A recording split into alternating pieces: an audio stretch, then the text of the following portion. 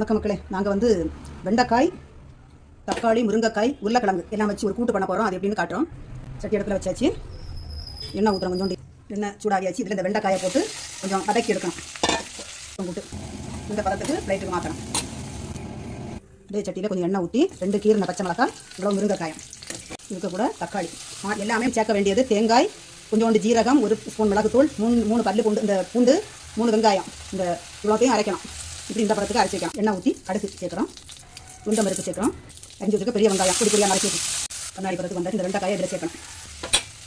அரைச்சி வச்சுருக்க அரைப்பை இதில் சேர்த்து மிக்சி கலந்த தண்ணி, ஜார கலந்த தண்ணி இதில் கலந்து கொஞ்சம் ஹை ஃப்ளேமில் கொஞ்சம் நேரம் வேக விடணும்.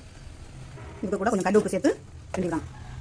பச்சை வாசம் போயாச்சு. முருங்கைக்காய், தக்காளி இவ்வளோ இதில் சேர்த்து இதையும் கொஞ்சம் நல்லா கிண்டி வேக விடணும். இதுக்கு கூட உப்பு போட்டு வேக வச்சுருக்க உருளைக்கிழங்கு சேர்க்குறோம்.